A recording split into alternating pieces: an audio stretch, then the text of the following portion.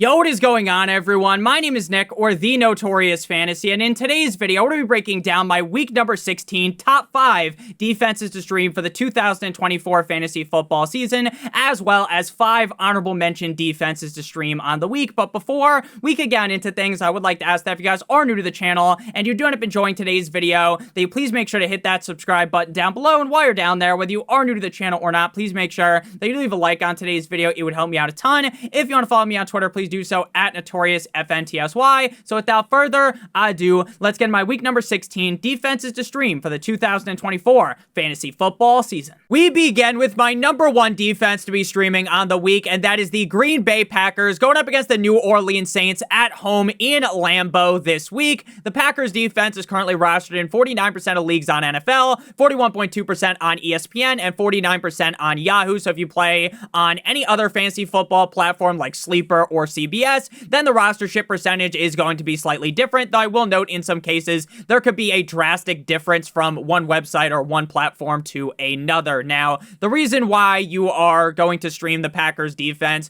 should be fairly obvious. Now, technically, Derek Carr isn't ruled out yet for this week, right? The Saints really held off on their announcement, and they kind of waited till the very last moment. They tried to kind of edge us with thinking that, oh, maybe Derek Carr will play, even though anyone with a brain, even though as much of a doctor as Johnny Sins, I was able to figure out that, hey, Derek Carr probably isn't playing. Now, if Derek Carr can't go again, it's either going to be Spencer Rattler or Jake Haener, and I do believe that Derek Carr will end up potentially clearing concussion protocol. I'm just not too sure if the team is really going to throw him out there again, considering it is not just the concussion, he is also dealing with the left hand injury. And if Derek Carr ends up playing, that would be the worst case scenario for the Packers defense. Now, that doesn't mean that you would abandon ship on the Packers defense, who just looked amazing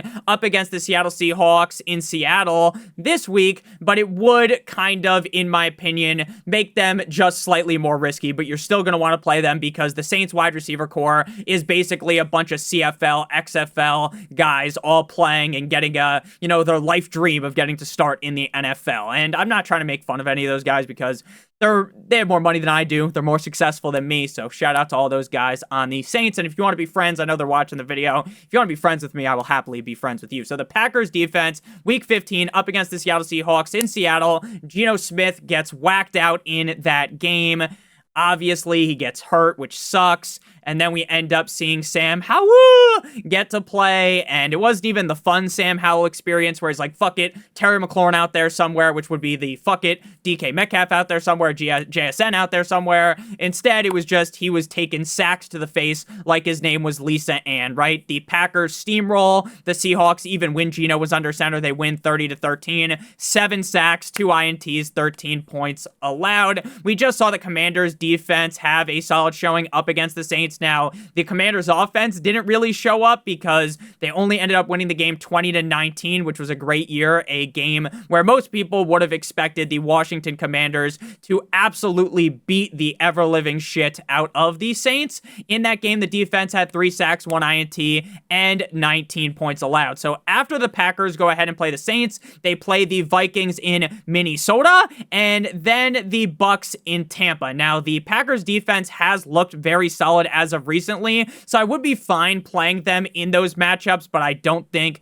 anyone would be thinking of them as like a top-end option. Next up, we move to the Indianapolis Colts, going up against the Tennessee Titans at home in Indy. 6% rostered on NFL for the Colts, 11.8% on ESPN, and 21% on Yahoo. Now, Will Levis played so bad last week for the Titans that he was benched for Mason Rudolph.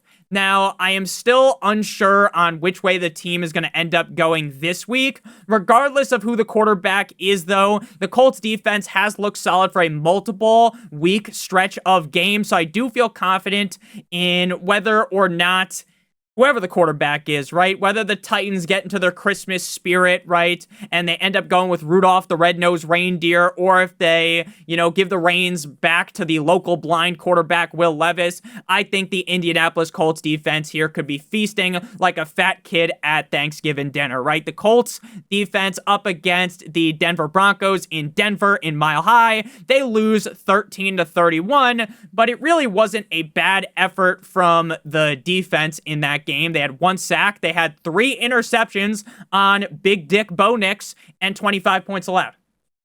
The offense at one point did a trick play where Adonai Mitchell threw the ball directly to the Denver Broncos defense for 6.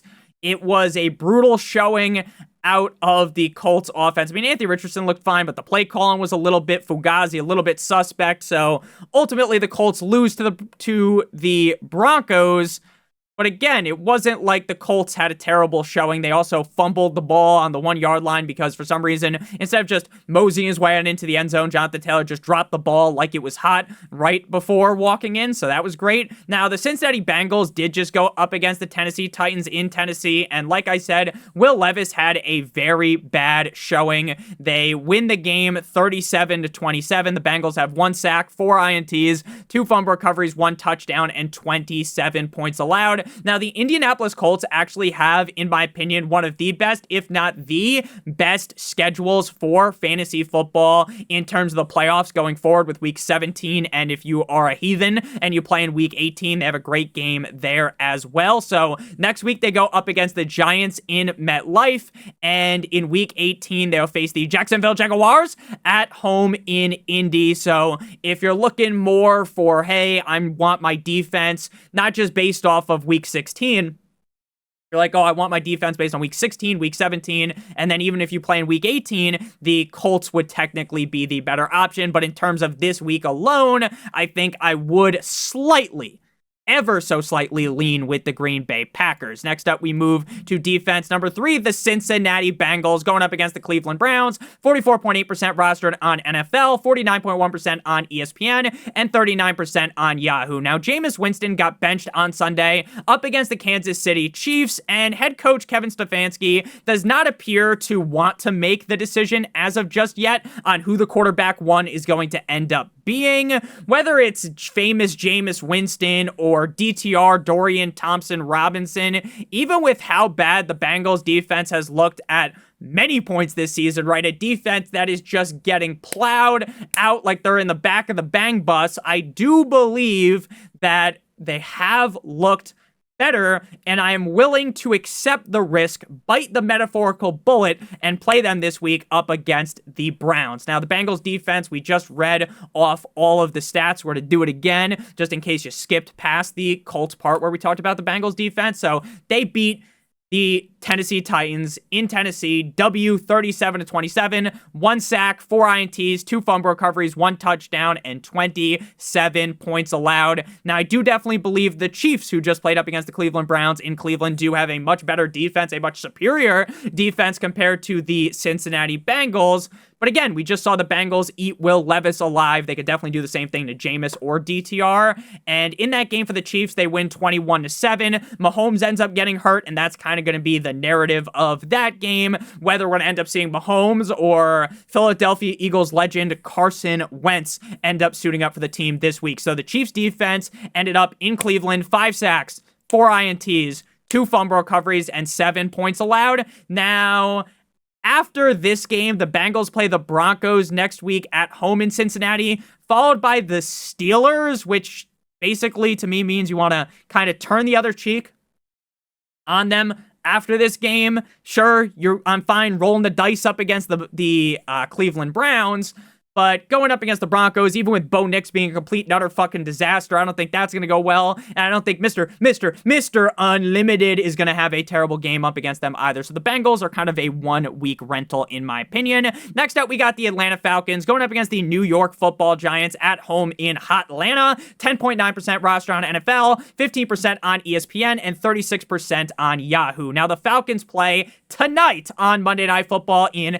Viva Las Vegas. So if you're watching this video when it is being released on Monday, then you're not going to know what happens, right? You can rub the crystal ball. You can assume. Now, assumptions do make an ass out of you and me, so I'm not going to say that the Atlanta Falcons are going to roll the Raiders up like a blunt and smoke them, but I do think the Falcons defense will have a decent enough game. So if you're watching this when it comes out, we don't know. If you're watching it after the fact, you can go ahead and look, see how they did. Or, maybe you're just watching the game as you're watching this. That would be cool as well. So we got to go back to week 14 for their defensive showing. The Falcons, week 14 up against the Vikings in Minnesota. We kind of all know how that one went. It didn't go well at all as Sam Darnold was hitting the Falcons defense from the back. How you like that for what felt like a zillion touchdowns with Jordan Addison Ray as well as Justin Jefferson. They lose that game 21-42, 4 sacks, 42 points allowed. Now, my assumption is that horsecock Drew Lock will be under center as the team lost the Italian stallion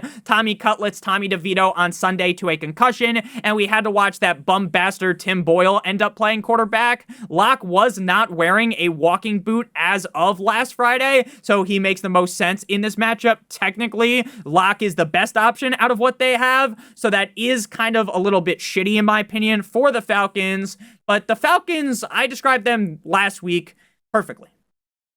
What I said about the Falcons is that the Falcons defense has pieces. They just don't have the full pieces of the puzzle. It's like a puzzle, but you're missing a bunch of pieces. So you can look at it and be like, oh, that's going to end up being a cat. That's going to be Garfield. And then you go ahead and realize, hey, that's what it could be, but it's not because you're missing the fucking pieces. And that's exactly what the Falcons defense is. They have some pieces, but they don't have a complete set. And you don't need a complete set, though, when you're going up against the Giants. The Baltimore defense plays great up against them in MetLife. W 35-14 last week in week 15. 3 sacks, 1 INT, and 14 points allowed. Now, the Falcons play the Commanders in Washington next week, followed by the Panthers. So if you do want to hold them for week 18, assuming they don't get face fucked by the Giants, I do think that is fine. But if you're just in a league that plays week 16 and then week 17 is your championship, there's no need to play, in my opinion, the Falcons. After this, next up, we move to defense number 5, the final defense before we get into the honorable mentions, and that is the Arizona Cardinals at the Carolina Panthers. 42.3% rostered on NFL, 52.7% on ESPN, and 39% on Yahoo. But before we talk about the Cardinals defense and then the honorable mentions, I would like to give you guys a quick word for our friends and our partner over at Underdog. If you're brand new to Underdog and sign up using promo code Notorious, or by clicking on the link in the video description, you will get your free pick, which tonight is Kirk Cousins higher than half a total yard, plus a first-time deposit offer of up to $1,000 in bonus cash. What you're going to do is you're going to match Kirk Cousins with any player playing tonight on Monday Night Football in either of the games, just not on the Falcons, and if both of your picks hit, you'll get 3 times what you put in your pick'em, or you can match them with players in the NBA or guys playing in Week 16 in the NFL. Now, if you're watching this after Monday Night Football already kicked off, you're thinking, Nick, what happens if I sign up using promo code Notorious? Or by clicking on the link in the video description, then you'll just get a different free pick. So it's going to be either an NBA player higher than half a total point or an NFL player quarterback higher than half a total yard if you go ahead and you sign up using promo code Notorious, or by clicking on the link in the video description, you'll get your free pick plus a first-time deposit offer of up to $1,000 in bonus cash. Make sure you guys do check that out. It is awesome. At number 5, back on into things, we got the Cardinals at the Panthers. Cardinals defense, week 15 up against the Patriots, they played pretty solid, right? I liked the Cardinals last week. I banged the drum for them, and they came through. They win 30-17, 2 sacks, 1 INT, 17 points allowed. Now, I am personally someone that is willing to give Bryce Young all of the credit in the world that he deserves. I am willing to give him the metaphorical gawk gawk 9000, the Hawk Tua, because I really do believe that Bryce Young is not going to end up being this bust that a lot of people ended up throwing onto his name. Now, is he going to be the greatest quarterback to ever grace the NFL? Probably not. Is he even going to be an elite quarterback at the NFL level? Maybe, maybe not. But he's going to, at the very least, based on what I've seen recently, be a decent quarterback, right? Not a complete and utter bust. And the Cardinals defense has looked really good. The Panthers offense has looked better. So I'm not going to sit here and pretend like the Panthers are this pushover, but we got to call a spade a spade. Bryce Young does enjoy taking a couple of sacks in the game. Last week up against Dallas, they win 30-14 up against the Panthers. They sack Bryce Young 6 times, 2 picks, 2 fumble recoveries, 14 points allowed. So again, while there is, the pot at the end of the rainbow, metaphorically, when it comes to Bryce Young, while Bryce Young is a complete and utter bust, while Bryce Young is probably better than everyone gave him credit for, I don't want to sit here and lie to you and be like, just because Bryce Young's playing better means that the Cardinals defense can't play good, because again, the Cardinals defense has been playing relatively well as of recently. Now, Arizona does play the Rams in week 17 in LA, and then the 49ers in week 18 at home in Arizona. So I wouldn't be super high on them going forward, even though, if you had to play them, if you're like, Nick, I have to play the Cardinals, I'm going to be like,